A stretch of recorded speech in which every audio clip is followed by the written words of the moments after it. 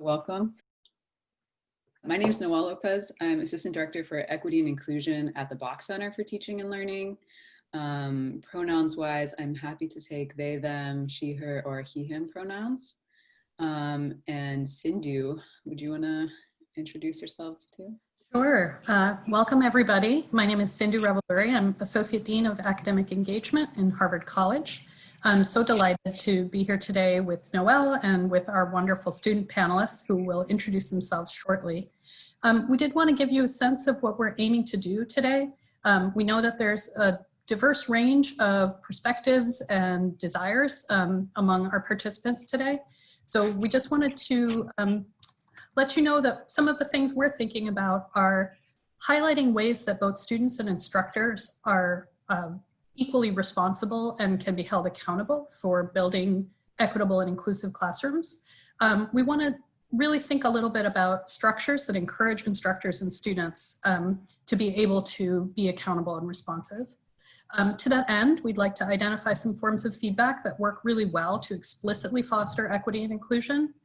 And we want to ask you to think a little bit about differentiating between proactive and responsive pedagogical approaches. So not just what you maybe should have done at the beginning of the semester, but what can you do in a moment where something emerges in your classroom. We're going to ask each student panelist to introduce themselves and answer a couple of questions that we asked them to think about in advance. Noelle, would you like to get that part started? Yeah, sure. So I think we'll just go around and do kind of introductions from everyone first. And maybe Nari, you could start us off. Yeah, hi everyone. Thank you so much for being here. My name is Nari. I take she, her pronouns. I'm a senior at Harvard College and I study computer science. Ashley? Hi, I'm Ashley. I take she or they pronouns. I'm a senior in Harvard College and I study history and literature, ethnic studies, and art, film, and visual studies in the studio art track. Joe? Hi all, Joe. I use the she series pronouns. I am in the learning, teaching, instructional leadership strand at the Harvard Graduate School of Education. And Buse? Hi everyone, so happy to see all of you. I'm a fourth year graduate student, PhD student in the School of Engineering. I do mechanical engineering work and I take the she series pronouns. And Robert? Hey there, my name is Robert, he, him, his. I'm a second year graduate student at the School of Design in the program in Art and the Public Domain. Awesome. Yeah, thanks everyone. I'm super excited to have this group of people together because I know that all of these people are not only students at Harvard, but have also thought a lot about pedagogy. So just to kind of kick off the conversation, and there will be Q&A coming in from other people who are attending too. So we'll kind of try to weave that in as the conversation goes. But just to start off, I'm gonna throw this question out for all of you about reflecting back on your classroom experience, whether there are 3 adjectives that you might give for learning environments where you were able to learn your best. So yeah, 3 kind of adjectives to describe those like kind of ideal supportive like learning environments. And why don't we go in reverse order for this? So Robert, if you'll kick us off. Wow, that's a doozy. No, thanks. I think first, relevant pedagogy. Second, maybe slow classrooms. And then I'm also thinking about classrooms that make room for effective classroom. My 3 adjectives of happy and helpful classrooms are: 1 is playful. I like it when a classroom is playful. The other is connected, both between students and between, that kind of relates to what Robert said, and the professor or the instructor. And then the other one is cumulative. So throughout a semester, I like both cumulative, like shared experience in the classroom, but also building off of things we've learned together within the class. That feels satisfying. I actually went back to my HPL document for this. They made us do a learning profile and I was like, oh, who knew that this is really going to come in handy and I was going to be reflecting on this. So when I was thinking about the classrooms that like I learned best in, I saw that they allowed me multi-modes of learning. that they were filled with, like, I called it love in the classroom, and there was movement. There was movement. So those are the things, multimodal love and movement.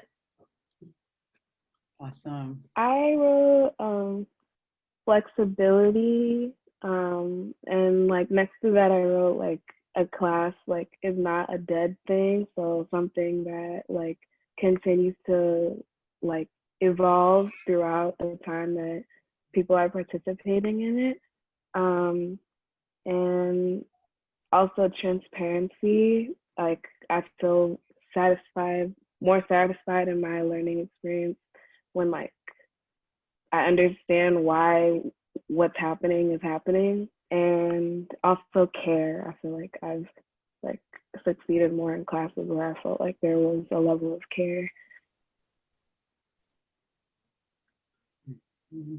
Awesome. And Nari? I think the first adjective that I thought of was courses that are empathetic. I've really appreciated my instructors that have seen teaching as a practice of empathy. My best teachers have been those who have first made an effort to meet me where I am in my own understanding. I would also say I've really appreciated instructors in classrooms that have been gracious, which I think is also related to the earlier point about flexibility, and putting class in perspective of a number of other things that are going on in the world and in one's life. And then finally, I've also really appreciated my courses that have encouraged creativity, which I think also kind of plays into the idea of contradicting potentially like historic stories about who belongs in a particular field and what kinds of work should be valued. Yeah. So it's super interesting. Like I feel like there's like kind of these overlapping threads of some sort around certainly like the responsiveness, or Ashley, I think of it's not a dead thing. Like there's a sort of like vivacity or aliveness that feels like it's kind of being spoken to with various of these adjectives. And then yeah, just like the kind of different, I'm kind of struck by like the different like temporalities too, like that there could be like slowness, or there could be kind of like movement, and thinking about those things as showing up in how a class yeah, it is manifesting.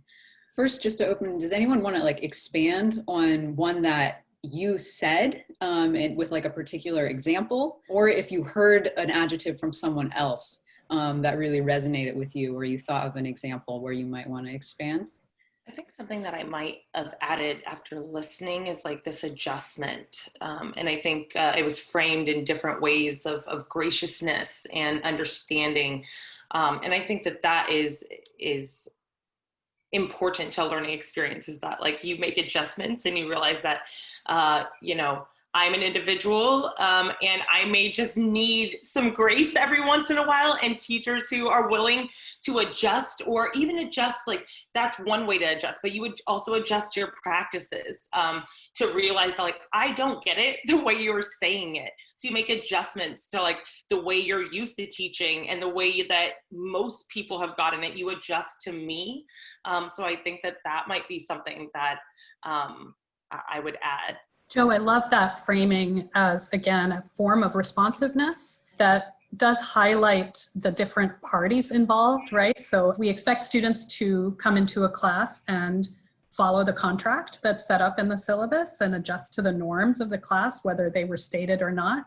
And a role as an instructor is also then to be part of that contract, be part of that negotiation, be part of that sense of responsiveness of, what am I bringing here? Have I been transparent, which is a great word that came out already? Have I encouraged the kind of feedback that would allow me then to be responsive? How would I be responsive if I didn't know what was actually happening? I love that. I just, one quick thing about, I really like what Ashley, I think, said about being alive, right? The class being alive. I think this can happen in a lot of STEM settings where the same course has been taught for 20 years. We're studying things from the 1700s. It hasn't changed. But you as me as a student in the classroom, I want things I say to be able to have an impact on the conversation rather than this is what we need to learn and this is it. So like the presence of the voices and that being there to be able to like guide the conversation and where the class is going, I think makes it feel more alive and connected and makes me feel more engaged. I think that ties in really beautifully to what Nari said about that kind of creativity, not just sort of in the sense of, you know, we're making things, but a space to challenge some certain norms or certain accepted forms of dividing up information or received information, that there's a creativity about that structure of the class, that creativity to question the premises. And if we've been teaching this class the same way for 20, 40, 100 years, maybe there's a good reason for that. But then we should talk about that too. And that I think ties back to that sense of transparency, dynamism, and responsiveness. Can I add briefly? Yeah, please. I think that like we attribute this, when we hear the question, what am I learning this for? We attribute that to like high schoolers and youth. But I think that as adults, we also come in with those same questions, like, why is this relevant, right? And so I think that when you're not making those adjustments, like Buse is saying about like, you've been teaching it the same way. Like, yes, there might be reason, but how much has evolved in 20 years that you're remaining stagnant in your approach and therefore like kind of ostracizing the learner because this is the way it's been done. So just thinking about like how we kind of carry those things, but the norm is that we don't speak up and advocate for ourselves, like as students, like this is tired, if you will. And so just thinking about that from like an adult perspective as well, and the importance of refreshing and adjusting. Yeah, I'll just remind us that Robert's very first adjective was relevant. And I'm imagining that ties back in with what you're saying, Joe. Absolutely. I wanted to talk a little bit. Go ahead, Robert. Yeah. I wanted to specify what I meant by effective, specifically because this term sort of oftentimes is trafficked abstractly. And so what I mean is that at some point it was sort of decided that academic institutions ought to be a site of like this capital T truth, and that subjectivities were a distraction from that. And that we ought to leave sort of ourselves outside of the classroom, which at this moment is literally impossible because our homes are our classrooms. But I think that this is a mistake that occurs sort of in pandemic and on campus, which is that I like those classrooms where academic material and lived material aren't so opposed, and where we can actually cite our experiences as valid evidence and not only think about whether theories that we're learning make sense to us, but how they feel to us. Right? But I also want to say that I think that there are limits to this, and I've experienced occasions where affectivity, subjectivity in the classroom has gone awry. Sometimes in those spaces where professors are eager to invite folks to cite their lived experiences, to speak from themselves, people can be made to speak for peoples, plural. So I might, for instance, be asked to speak for a white person or a Jewish person, a Jewish perspective. And meanwhile, others might be asked to articulate an immigrant experience or a first-generation college student experience or a Black experience. And this is actually like an alienation from the particularities of our subjectivities. And that's where I think that affect sort of goes too far in the classroom. Thank you so much, Robert. And we're going to get to the darker side of all the positive energy that we've generated here. But I did want to just highlight, I think, maybe an elephant in the room about remote learning and all of us being in our, our home or other environments, not necessarily in a physical classroom together. And that is both a challenge and an opportunity. We already have one question in the Q&A about this. And so we will touch upon that in a little bit. Noelle, do you think we should maybe move to the next sort of set of things? Yeah, around reflecting on classroom experience. yeah, from a different angle this time, and thinking a little bit more about times in which you experienced a classroom or like a learning environment where you felt like learning was not supported, or it didn't happen for some reason. And so just an invitation again, it's for everyone, but what was going on in that situation where the learning wasn't supported, it wasn't happening, and what do you think might have gone differently?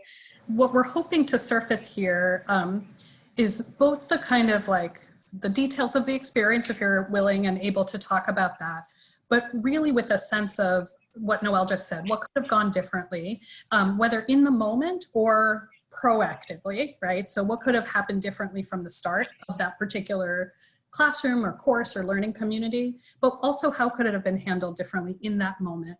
And this doesn't only have to be vis-a-vis an instructor, it could be vis-a-vis peers in the class, it could be the content or the syllabus of the course, the resources that were available, really any aspect of the learning where something in that contributed to you not getting to the kinds of adjectives you were just talking about. And Robert's already highlighted one aspect of that for us, where some of these adjectives can be pushed in a direction that is not promoting the kind of environment that you might want, and how might that be shifted or inflected differently or reined back in. But also if you have ideas about concrete practices or structures, that would be super valuable to the participants today. This is from a class, a graduate level class I took, I think a year or so ago. And it was a small class, we were 5 people, and I was the only one that was like very unfamiliar with the material, but it was an intro to class, like the name said intro to, but everybody else knew everything. And in the lectures, it would just be, it felt like it's kind of the Alive Dead version that we were talking about. It was like a treadmill, and like if I wasn't able to run the speed everybody else was running, it was just, I didn't feel like I had a place in that classroom. And there would be a few times, I think this was shown literally when I asked questions, either my questions would not be answered because I would ask a very simple question, but then the answer would still be like super detailed, much more advanced than I could understand. So the answer never actually answered my question. And then at one point, one of my peers, I remember asking a question in class, and one of the peers said, "Oh, we already know that. We went through that a few weeks ago." Like literally right after I asked that question. That was like the worst peer you can possibly be in a classroom. Like I'm asking it, which means I need an answer. After that, I didn't feel happy to ask anything, do anything in the class. I was pretty not engaged at all. And I was like, I'm not gonna try to catch up with this treadmill. I'll just stay on the side and watch people run. And a positive thing towards this that might work, I think, I love this example. This is another professor, another class. One thing he does is say thank you to every single person that asks any question. That's the first thing he says. This is the professor in C's. Even if it's like, is that an X or a Y on the board? Like you interrupt him and you're trying, and he'll be like, thank you for that question, Buse. It's actually an X. And like, just it's very, very small, but then you don't feel like you're interrupting the class and like your presence is valued. So that would be a way that that class would have been saved. Also, if a peer says we've covered that question, you as a professor should be like, it's okay, we go through things again and again. That's how we learn. Everybody's at different levels. Doesn't mean you have to learn something the first time you see it. So the professor should have said that then, but he didn't. So yeah, that's one comment. Thank you so much. Such a rich example. And I don't think all the participants can see, but the panelists can see some affirmations in the chat about, really highlighting what concrete, relatively small action could look like, but also the role of peers in creating that learning environment. And I saw lots of you nodding and showing signs of understanding. I wonder if other people also have thoughts about how that situation, which unfortunately I think is probably familiar to many of us, how it could have been remedied or made to not happen in the first place, or what other structures might have helped out there. And Noelle, please also jump in. Yeah. Nari, did you have to add on this one? Yeah. Yeah, I'd love to add on to this. I very much could really with a lot of my own personal experiences in Cs. And when I was reflecting on the original question, at first I like struggled to pinpoint a particular like micro interaction, but I just remembered this like very pervasive sense of fear of being behind, that I think was like so subconsciously learned by me that it like was reflected in my actions in a lot of my courses. So in a lot of my courses, I was afraid to even engage or go to office hours, because I just had this feeling of being so behind that every time I engage with the course material, it kind of reminded me of like all of these like negative feelings, imposter syndrome, sense of self-doubt, etc. And when I reflect on courses where I felt this way, one thing I've noticed is that in a lot of these courses, this wasn't just something I learned by myself, but was taught to me when the staff would meet my misunderstanding with a feeling of frustration, or they would interpret my misunderstanding as their own failure. And that was like reflected to me in my interactions with staff.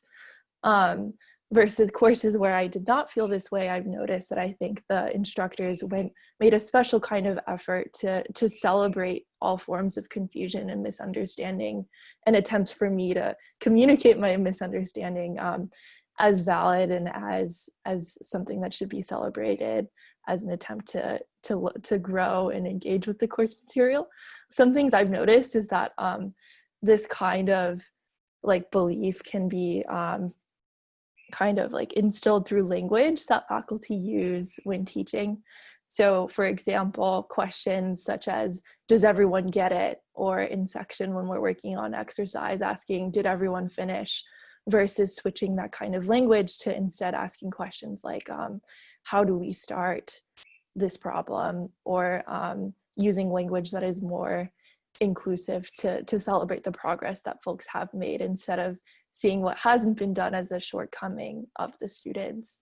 These are things I've tried to incorporate into my own teaching practice, but yeah, I think making a very intentional effort to celebrate progress instead of identify gaps has been very encouraging to me. Nari, that's beautiful. And I think it's important to remember that the sorts of interactions you're talking about are necessarily contrasted with the kinds of evaluation that we already have built into courses. So, you know, many courses have exams or graded essays or, you know, problem sets or labs where you do get the kind of evaluation that is a little more concrete and often black and white. And so what you seem to be talking about is establishing a climate in which those forms of evaluation are contextualized rather than the form of judging not just your knowledge, but your engagement with the material. And you're really kind of helping us see how flipping that script makes all aspects of course engagement a little more even and equal, and gives people different ways to approach and engage and ask for help and show up where they are. Thank you for that. Yeah, I'm also really struck by, you know, one of the things that we kind of like started with was this like wanting to differentiate between pedagogical approaches that are like proactive and responsive. And I feel like what's kind of coming out right now is that like a general orientation to responsiveness is proactive, right? Like there's like a kind of way there that those really dovetail together. And I feel like the last couple of examples have you know, really shown that. I'm wondering if, like even if there's other examples that we might have of responsiveness sort of being built in to like a class experience. Ashley and Robert, I know that, you know, you're coming from also like working with arts and like the design school, and Joe in the ed school. If you all have examples from your places of study and work of this kind of responsiveness being built into classes in different ways. I have an example where I wish that it was built in, but it wasn't. Okay, well, okay. I feel a bit nervous to talk about this, honestly, but basically, my example is about a class that I took maybe a year ago. And I do like multimedia art, so I like jump around to different media and different like kinds of studio classes a lot. And I thought about the most like pertinent experience for me, or one of them was this class where we had a critique and there was a piece of artwork that a student showed that was definitely racial, definitely like political.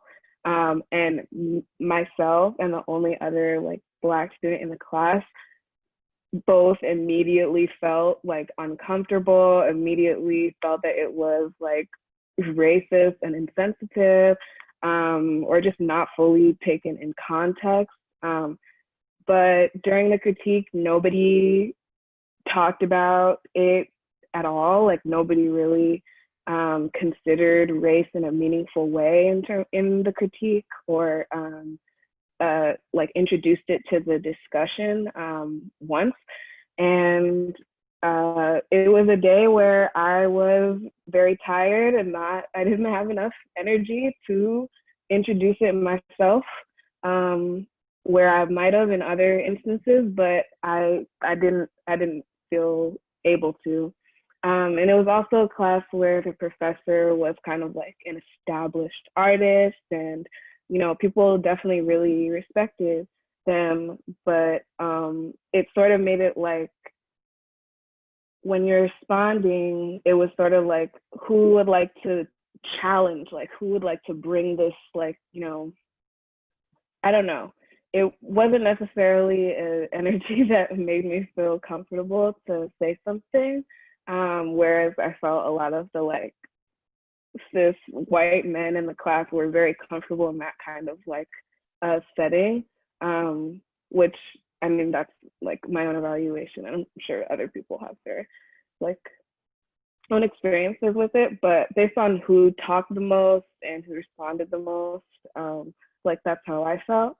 So it was also the factor that after I did not come to class, I stopped like feeling comfortable showing my art, which was very related to race, and I didn't feel that we would be able to have like constructive discussion of it. And I also felt like sort of like, well, I guess I'll potentially like talk about this in the Q score since I don't feel comfortable talking about it to any of like the teaching staff. So in that way, I wish that there was sort of a way to like throughout the class, critique class structure, like make adjustments and suggestions like as the class is going. That didn't feel like it was a part of the class. So I just, in my mind was like, well, guess I'll wait till this is over. And I wish that I didn't do that. So yeah. Yeah, thank you for sharing that example, Ashley. I think it also, I mean, it brings up a lot of things, but one of which, like as you say, is the sense of possibility around feedback and responsiveness, and how the absence of that can really be like super discouraging, right? Like not only for continuing like presence in the class, but also like, as you said, for like developing your work, right? Like that's what the class should be for, is so that you can then have that audience to workshop and grow in your work. So I feel like that example really highlights how important that opportunity for feedback is. So yeah, thank you for that.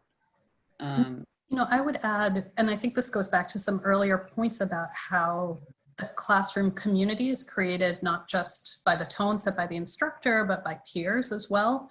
And especially in a course where critique, discussion, group work is an expected part of the course, the conversation about how we interact with one another, how we receive ideas from one another, needs to happen as part of the pedagogy. It can't be assumed that we all know how to receive each other's ideas. I think this is especially true for, you know, for early undergraduates who are entering into a diverse learning community for the first time in college, et cetera, but certainly after that too.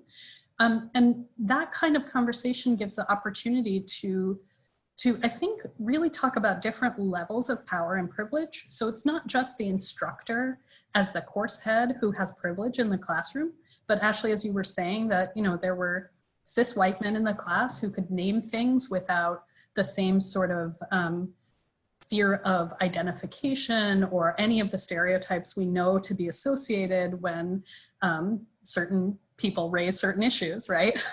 And to have named it sooner, to say you have privilege to bring up certain things in this space, even though you seem like you're just a peer, and think about how you use that privilege. And I think that's something Noelle and I discussed about the proactive, right? That's something that needed to happen early in that class to set up sort of group contracts and you know, feedback mechanisms. But certainly there were probably ways to be responsive to the moment that you just described as well. And I think we've sort of talked abstractly about how that might have happened too. Thank you so much for sharing that. And Robert and Joe, I just want to open up the space. If either of you have, you know, experiences that you want to share too, as we're kind of talking about things that, you know, experiences that haven't been super supportive of learning, and opportunities where there might have been a kind of intervention or some kind of pedagogical move that could have helped.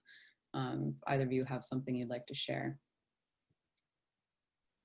I just want to uplift Ashley, point blank. Like, thank you for that. And it's just such it's just such a shame how often this keeps happening. And then to hear her withdrawal, right? That's the part that really got me, because I feel like so often there's so much like racial stress that is going on that like people don't see or acknowledge. And then we blame the person.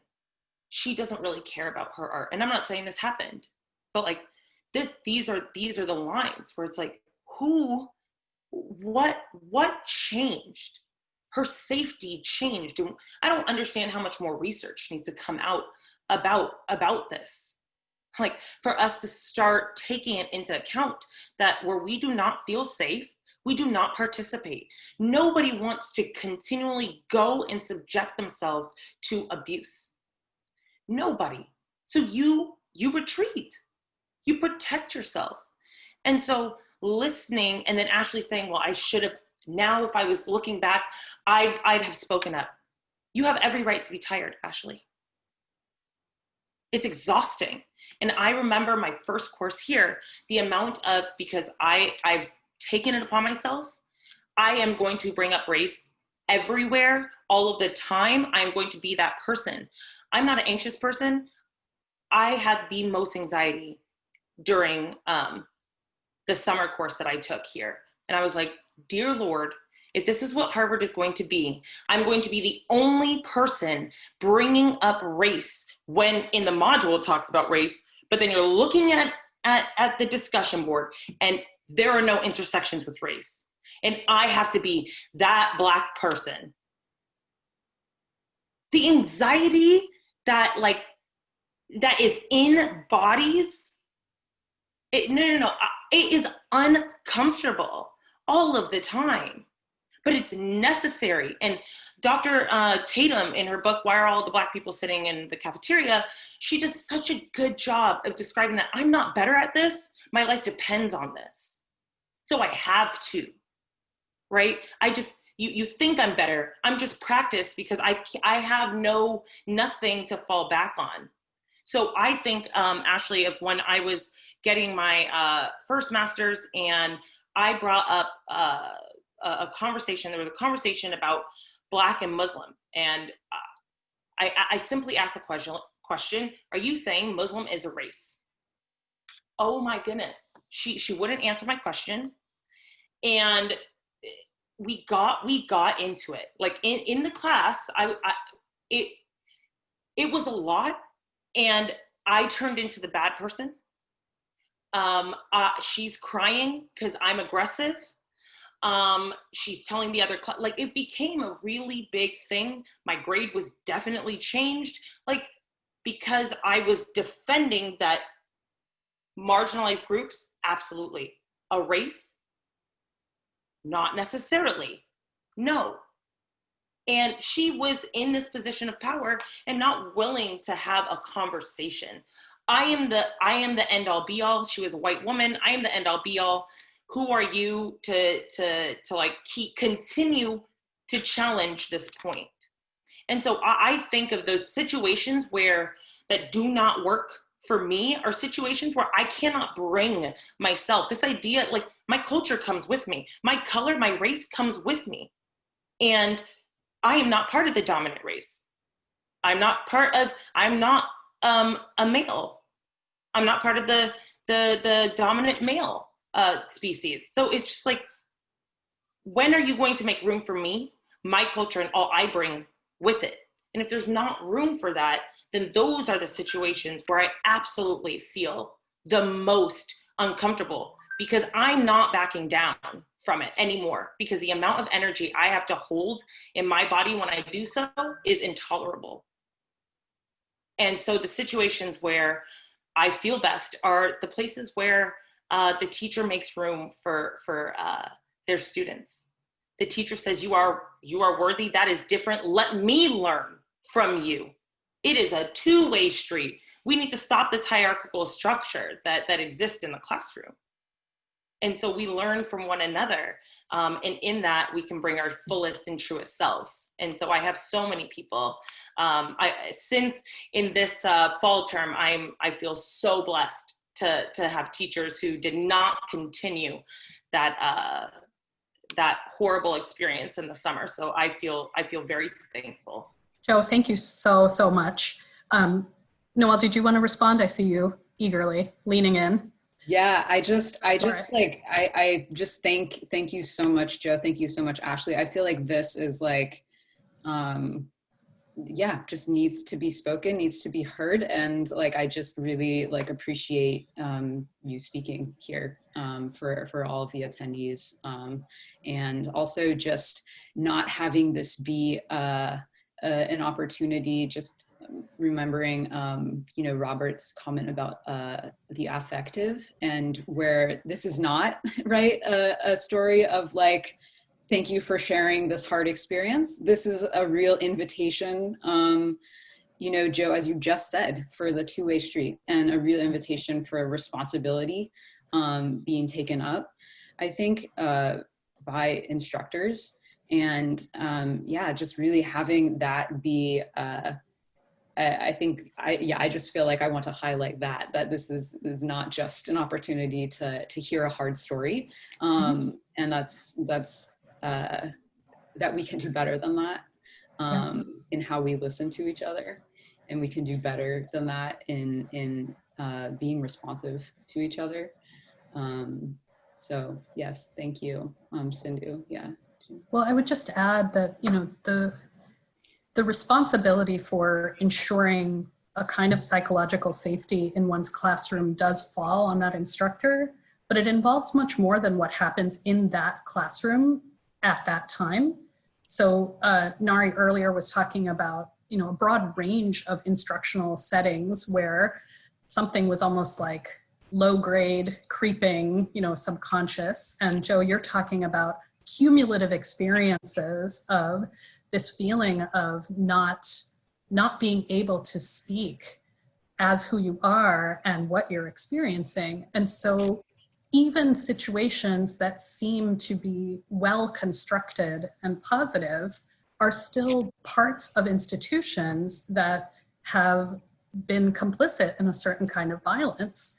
And so as instructors, when we participate in that, we kind of can't let our responsibility end at the boundaries of our course or classroom in terms of our students' experience. So, you know, what Ashley was talking about is unfortunately not unfamiliar and persists, right? So what happens the next time you go into a studio critique? Or Joe, what happens the next time you have a question, a legitimate question about what's being said?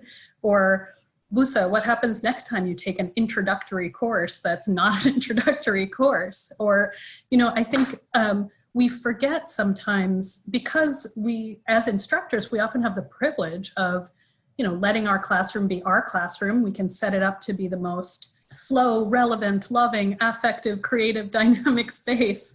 But the students who come in and out are experiencing other things too, in other classrooms, in other settings. And that's the part that I think it's challenging for sure, but that is where I think real leadership and responsibility needs to be held by course heads and teaching staff, and frankly, peers in the classroom. Yeah, I want to pick up there, Sindhu, because I'm not sure if in the studio classes you've taken, there have been interviews to get admitted. So that's where, for me, the problem starts. Like, you have 4 minutes, the teacher has an agenda, like a timetable at a train station of who they're going to speak to, and determine in that 3 minutes whether that student has promise for that class, whether that student's a good fit. And so you're asking as a professor in that way for your students to sort of perform their being, like to perform their competence, to be able to articulate exactly why they're interested in something and where they're going with that. And I think that works also in seminar classrooms where there might not be such a requirement of an interview. Like when on the first day of class, you're going around saying where you're coming from, and the professor asks why you're interested in this class. Often those students who are able to express precisely why they're there might have prepared answers. And those of us who don't exactly know, are working off of a curiosity, are unable to articulate with the same eloquence what our purpose is there. And so that sense of performativity, where every answer is rehearsed beforehand, when the professor knows a priori what they are going to say, expects the very same thing from students who are unable to do that messy work that real learning requires. So we just need a little bit less sort of formality. I think we need sort of colloquiality. We need to be able to not know and embrace that in all of its sort of thick and dense messiness. Yeah, Robert, that really, it's like striking to me, because I think there's a kind of question that has been coming around pedagogy right now, especially just being online, on Zoom, in classrooms in this online setting.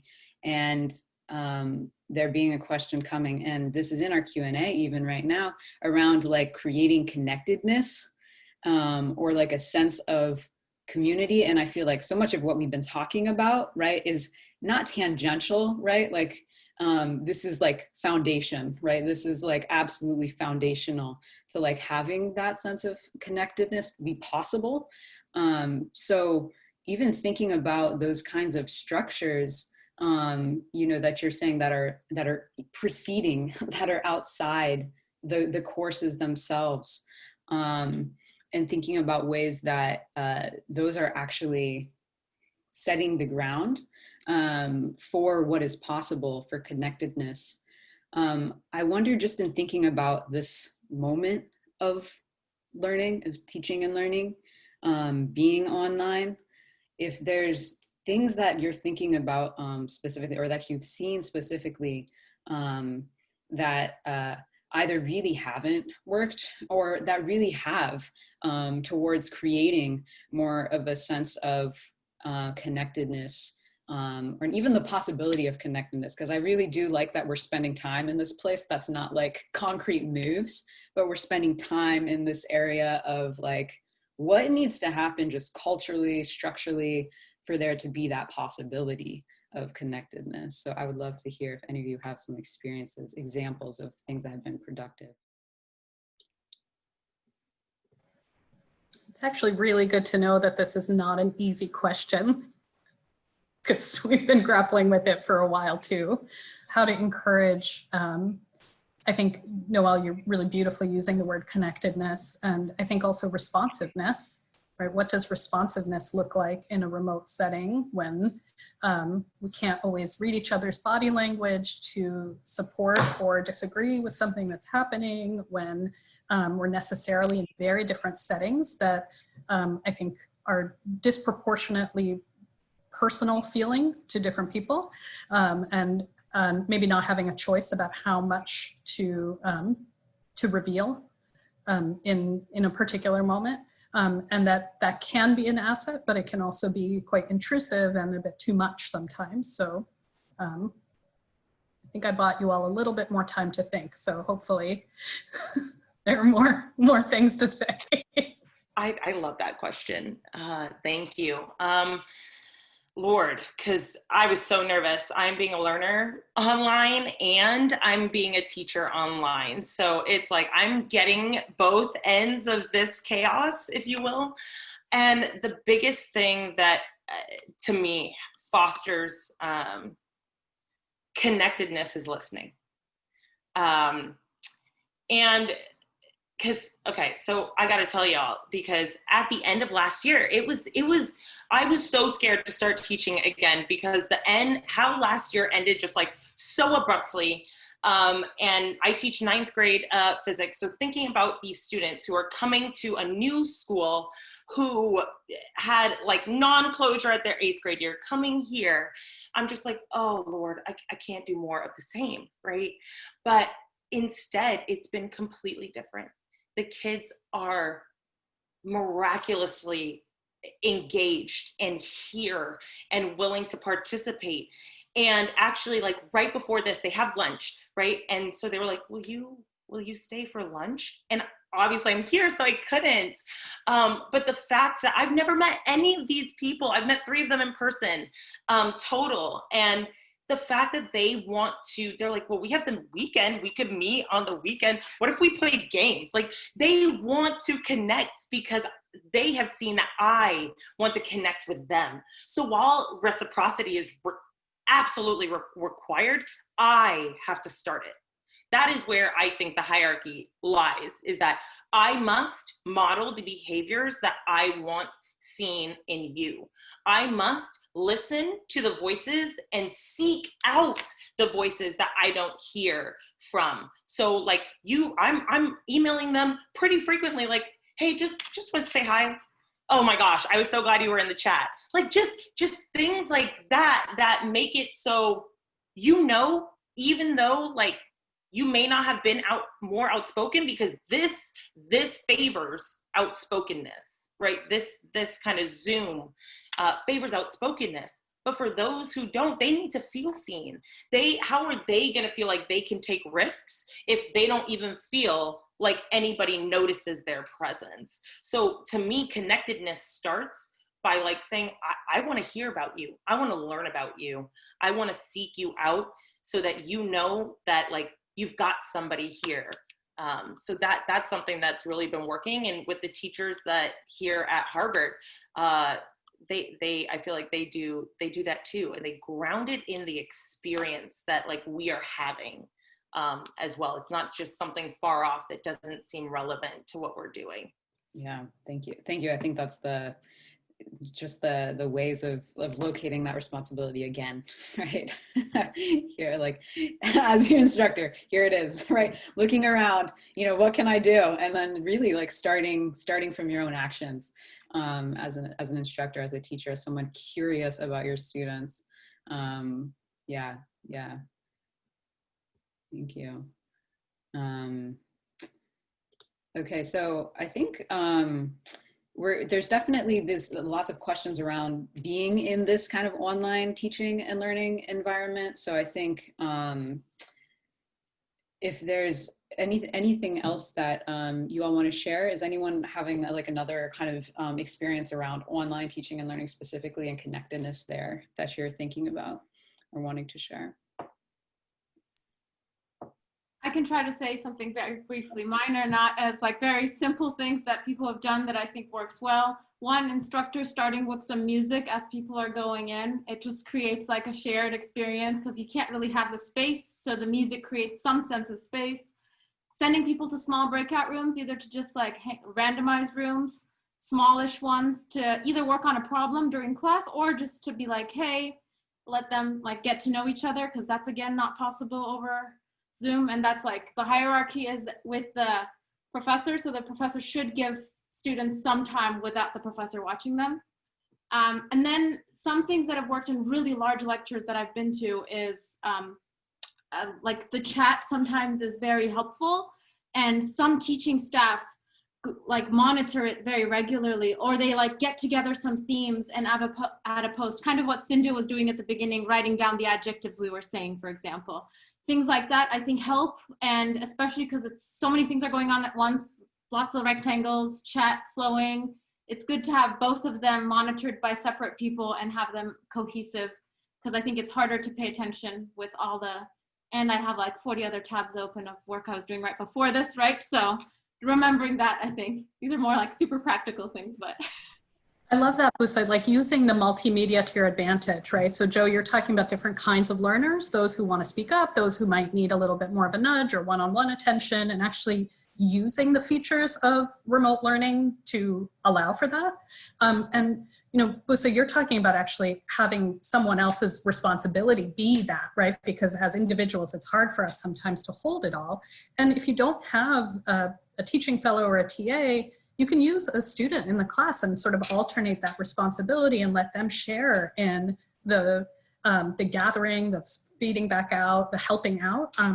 And I think that does feed into some of the transparency that we were talking about before, and creating a different sort of relationship between you, the course head, and the students in the class, and sort of sharing some of that responsibility and offering more opportunities for collaboration.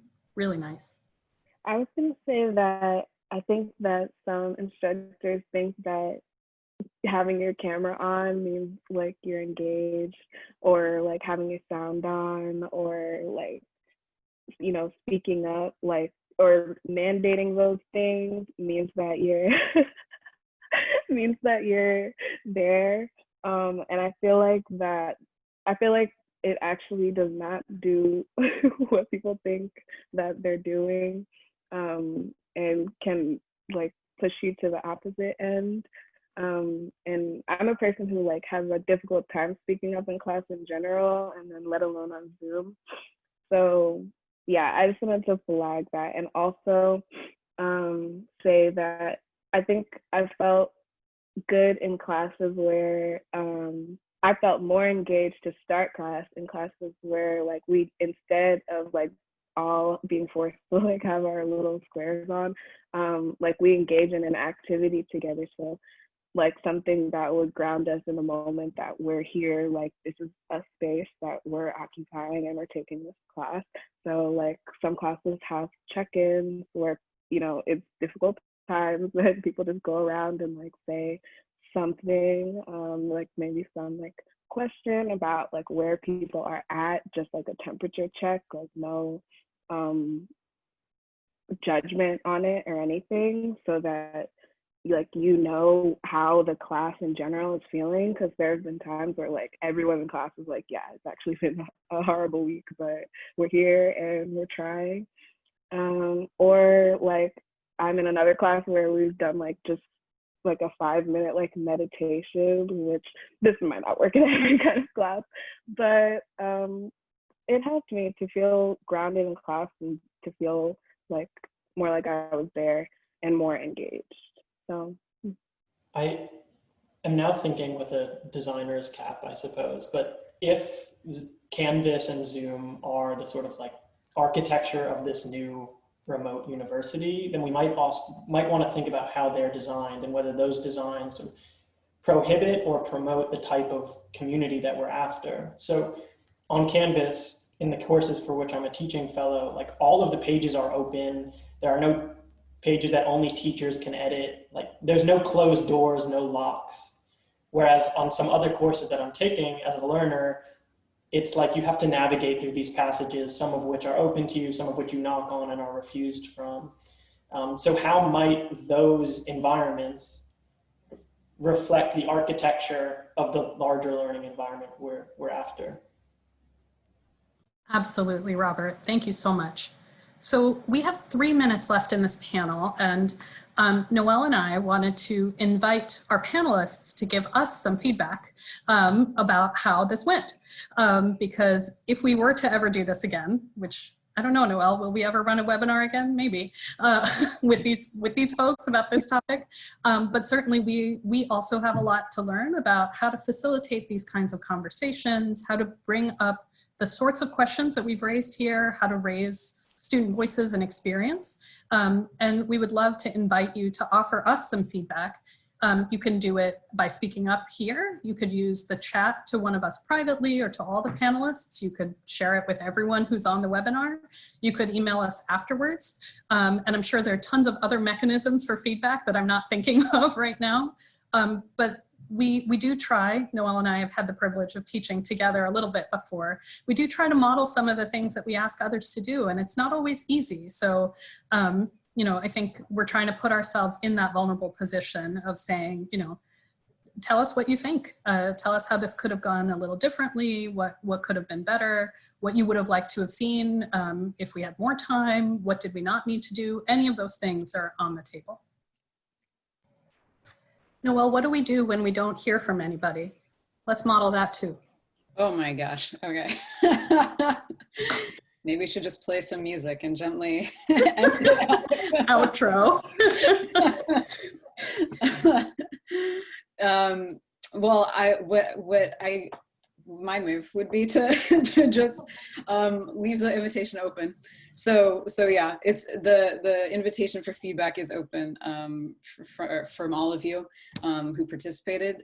We would really love to hear how it was. Absolutely. And also just in general about, you know, this session it's a session that's run, you know, a handful of times now, I think at HILT as an opportunity for, you know, just like for this kind of conversation, right? Like to be had and even feedback on that, I think would also be welcome. So I think just ending with like a big thank you for huge thank you. Really appreciate it. You all are awesome. And I so appreciate your just thoughtfulness around pedagogy and all of the work that you do as students and teachers. And yeah, it's just, this has been a wonderful hour of a Friday. So thank you so much. Yes, thank you so much. Really appreciate it. Everything you shared, I think, is going to go a long way to helping lots and lots of people think about how they show up in the classroom. So thank you.